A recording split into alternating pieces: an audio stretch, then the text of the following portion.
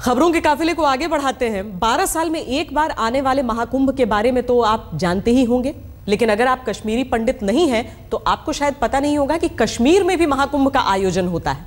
आपका चौंकना स्वाभाविक है।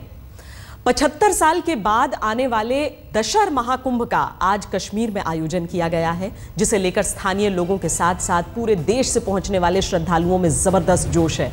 जम्मू कश्मीर के गांदेरबल जिले में सिंधु नदी और वितस्ता नदी के संगम में डुबकी लगाने के लिए देश भर से करीब 20,000 कश्मीरी हिंदू पहुंचे हैं। कश्मीर में पिछली बार दशहरा महाकुंभ का आयोजन साल 1941 में हुआ था, जिसमें भारत और पाकिस्तान के लाखों श्रद्धालुओं ने आस्था की डुबकी लगाई थी। 75 साल बाद आए दशहरा महाकुंभ में जाकर आज तक ने रिपोर्टिंग की है, जहां हिंदू मुस्लिम एकता का अद्भुत नजारा देखने को मिला। अब हम कश्मीर में दशहरा महाकुंभ की जो रिपोर्ट आपको दिखाने वाले हैं, वो कश्मीर में कश्मीरी पंडितों की वापसी पर सवाल उठाने वाले लोगों को शर्मिंदा कर देगी।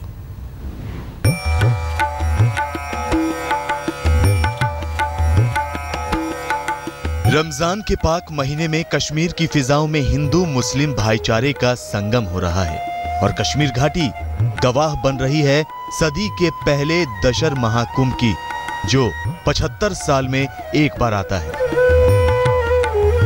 ये 75 इयर्स के बाद दशहरा है, महाकुंभ जिसको बोलते हैं, वैसा है, महापर्व है दशहरा। बहुत अच्छा लग रहा है कि हम अभी हैं तो हमने ये देखा। क्या पता नहीं हमारी लाइफ में दोबारा ये इवेंट आएगा या नहीं आएगा, तो हम तो बहुत ही खुश हैं ये सब देख के, बहुत अच्छा लग रहा है। दशहरा महाकुंभ कश्मीर के गांदरबल जिले में सिंधु और वितस्ता नदी के संगम पर लगता है। पिछली बार 75 साल पहले 4 जून 1941 में दशहरा महाकुंभ का आयोजन हुआ था, जिसमें लाखों हिंदुओं ने आस्था की डुबकी लगाई थी। इस बार दशहरा महाकुंभ के मौके पर देश भर से 20,000 कश्मीरी हिंदू दशहरा महाकुंभ में पुण्य कमाने पहुंचे हैं। नदी के बीचों बीच चिनार का पवित्र पेड़ महाकुंभ का केंद्र बिंदु है। ये कुंभ क्या है? ये कश्मीर जो वैली है, पूरा श्रेष्ठ वैली है, जिसमें हिमालय रेंज है, यहाँ से अंबरनाथ है, यहाँ से महादेव है, यहाँ से गंगाबल है। तो जहाँ से रसूल मीर ने भी इस वितस्ता के बारे में बोला, ये जहलम है, और जो सिंध है जहाँ इसका मिलन हो रहा है, ये है संगम। मगर संगम में एक चीज है जो आज नेचर है, जिसमें ये चिनार का दरख्त है। अगर 100 साल के बाद कश्मीर में बाढ़ आया, मगर ये चिनार ऐसे है, न घटता है न बढ़ता है। यहाँ कंक्रीट बिल्डिंगें ढह गई है, सेक्रेटरीट में पानी आ गया, गुपकार में पानी आ गया, मगर अगर इसमें भी पानी आया, ये चिनार उखड़ा नहीं। कश्मीर घाटी में दशहरा महाकुंभ का आयोजन उस वक्त हो रहा है जब घाटी में कश्मीरी पंडितों की वापसी को लेकर राजनीतिक वाद विवाद चल रहा है। कश्मीरी पंडितों के लिए अलग कॉलोनी बसाने को लेकर घमासान छिड़ा है, लेकिन दशहरा महाकुंभ में हिंदू मुस्लिम एकता धर्म के नाम पर तोड़ने वाली राजनीतिक सोच को कड़ा जवाब दे रही है। क्रिएट इसलिए प्रॉब्लम करते हैं कि ये आपस में लड़े, आपस में झगड़ा करे, आपस में पत्थर फेंके, हिंदू मुसलमान के साथ, मुसलमान हिंदू के साथ। क्या बाकी तो कोई सेपरेट कॉलोनी नहीं चाहता है, कोई नहीं चाहता है। हम अपने घरों में चाहते हैं। जैसे हमारे अभी ये मेला है, मुसलमान लोग हमारे साथ पर साथ है, मतलब उनको कोई रंजिश नहीं है। हम ये मतलब लोगों को ये बोलना चाहते हैं, हम गवर्नमेंट से अपील करना चाहते हैं, इन मसलों को मत उछाले, हमें आपस में मुस्लिम और हिंदू को आप मत लड़ाए। कश्मीर से विस्थापित कश्मीरी पंडितों के बारे में आम कश्मीरी क्या सोच रखते हैं, इस महाकुंभ में आकर पता चलता है। रमजान का महीना है, फारूक पूरे दिन रोजा रखते हैं, लेकिन इसके बावजूद पूरे दिन हिंदू श्रद्धालुओं को नदी पार करवाते हैं। बहुत तरीके से मदद करते हैं। हमारे घर में आए लोग, ये कश्मीरी पंडित थे, अब हमारे घरों में रह रहे हैं आज 2-3 दिन से। फारूक अकेले नहीं हैं, जो कश्मीरी पंडितों को दिल से अपना समझते हैं। महाकुंभ के मेले में सिंधु और वितस्ता नदी के किनारे 2 धर्मों का ये संगम उन नेताओं को जरूर देखना चाहिए जो कश्मीर में हिंदू मुस्लिमों को एक साथ देखना पसंद नहीं करते। इनकी मदद हम बहुत करते हैं, हमें खुशी होती है। अच्छा। जब यहाँ लोग हमारे साथ आते हैं तो हम भी 2-4 पैसे कमाते हैं। अच्छा। हाँ। और आप इनको किस तरीके से मदद करते हैं? अच्छी तरीके से, जिस तरीके से हमें करनी चाहिए उसी तरीके से। अच्छा। और क्या आपको लगता है कि ये लोग आने चाहिए यहाँ पे? हाँ, बार बार आने चाहिए। कश्मीरी मुस्लिम दशहरा महाकुंभ के मौके पर कश्मीरी पंडितों की सेवा में जुटे हैं, जिसे देखकर श्रद्धालुओं के मन से अपने मुस्लिम भाइयों के लिए दुआएं निकल रही हैं। रमज़ान के महीने में हमारे सब भाई जो कश्मीर में रहते हैं, मेजॉरिटी कम्युनिटी, उनके भी रोज़े रहते हैं। मॉर्निंग में 3:30 बजे वो उठते हैं और शाम को 6, 7:30, 8 बजे उनके इफ्तियारी होती है। उसके बावजूद जिस तरीके से यहाँ पर माइनॉरिटीज़ के साथ में मेजॉरिटी लोग भी साथ में खड़े हुए हैं तो बहुत अच्छी बात है। This is the message, this is the real Kashmiriyat which we wanted to show whole of the universe. Kashmir को धर्म के आधार पर बांटने की सोच रखने वाले हर शख्स को दशहरा महाकुंभ में एक बार जरूर आना चाहिए, जो ये समझते हैं कि कश्मीर और कश्मीर के मुस्लिमों के दिल में कश्मीरी पंडितों के लिए कोई जगह नहीं है। उन्हें ये तस्वीर देखकर खुद की सोच पर शर्म आने लगेगी कि ये इवेंट आज रमज़ान के महीने में हो रहा है और जिस तरह से लोग यहाँ लोकल लोग, जो लोकल मुस्लिम लोग हैं, वो इनकी मदद यहाँ पे इस इवेंट को ऑर्गेनाइज करने में कर रहे हैं, उससे साफ जाहिर होता है कि किस तरीके से यहाँ कम्युनल हार्मनी और भाईचारा बिल्कुल साफ दिख रहा है। कैमरामैन तारिक लोन के साथ शुजाउल हक, शादीपुर, आज तक। केवल एक सवाल है जो इन पूरी तस्वीरों को देखकर उठता है, वो ये कि क्या केवल कारोबार के लिए, व्यवसाय के लिए, पर्यटन के लिए आने की बात हो रही है यहाँ पर, या फिर आकर बसे कश्मीरी पंडित वापस, इसे लेकर भी उतना ही सौहार्द नजर आएगा। कश्मीर में 75 साल बाद आए आस्था के महाकुंभ में धार्मिक संगम की तस्वीरें जरूर दिखी। आपके मन में कश्मीरी पंडितों के बारे में जानने की जिज्ञासा बढ़ी होगी। आपकी इस जिज्ञासा को शांत करने के लिए हम आपको कश्मीरी पंडितों के अतीत और वर्तमान के बारे में जानकारी देते हैं। वर्ष 1947 में जिस कश्मीर में कश्मीरी पंडितों की आबादी 15% थी, उस कश्मीर में आतंकवाद की वजह से 1981 आते आते कश्मीरी पंडितों की आबादी घटकर 5% रह गई।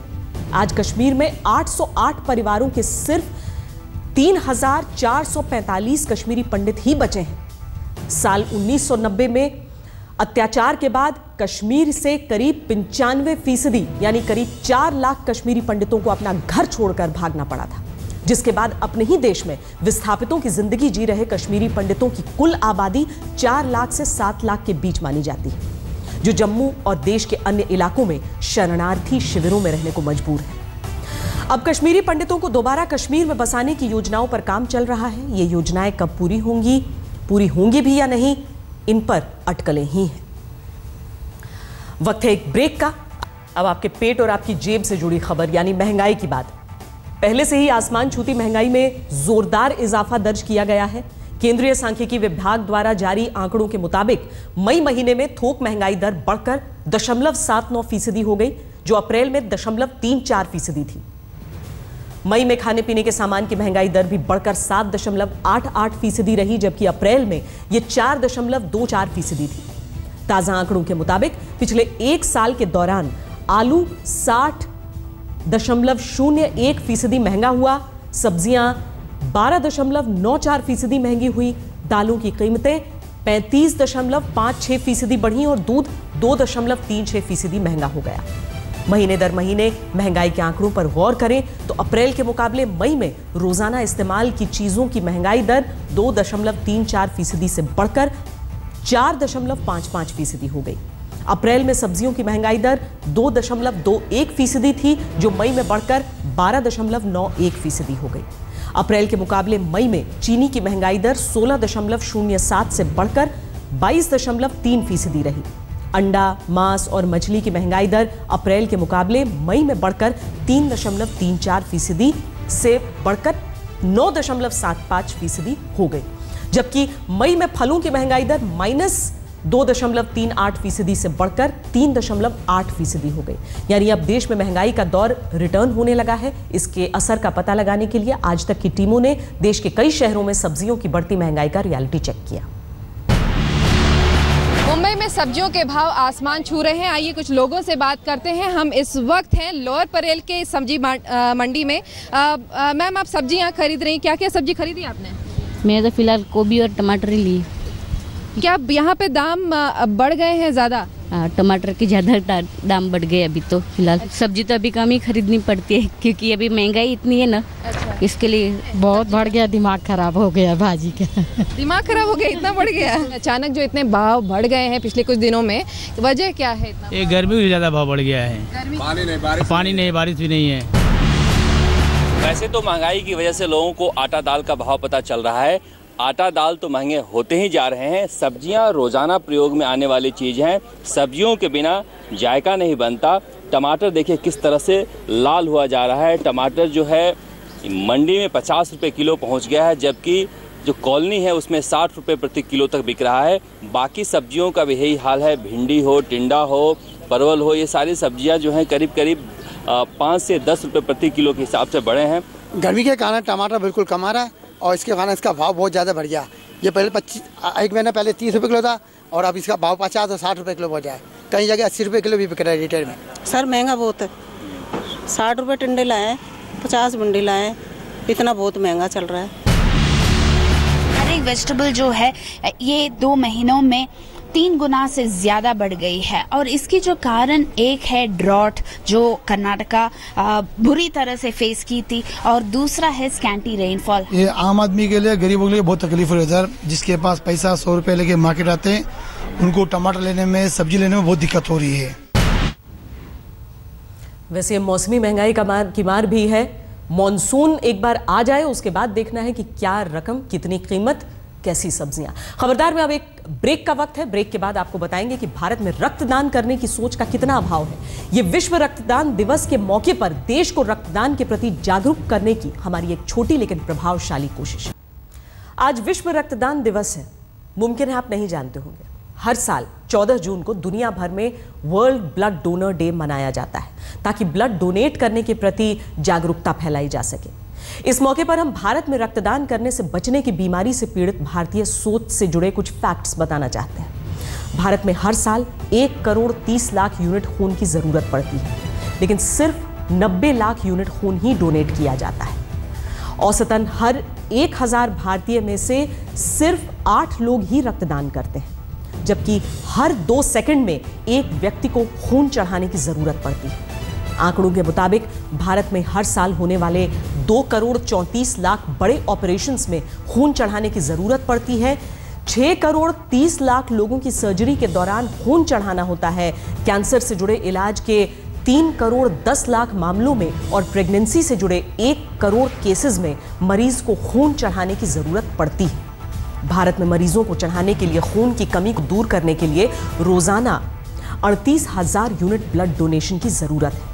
इन आंकड़ों को देखने के बाद अगर आपके मन में भी रक्तदान की इच्छा जाग गई है तो देर मत कीजिए, जल्द से जल्द रक्तदान कीजिए, क्योंकि इससे आपकी सेहत पर कोई फर्क नहीं पड़ेगा, लेकिन किसी मरते हुए इंसान की जिंदगी बच जाएगी। किसी की जान बचाने से ज्यादा पुण्य का काम और क्या हो सकता है। खबरदार में आज के लिए इतना ही। देश और दुनिया की बाकी खबरों के लिए आप देखते रहिए आज तक।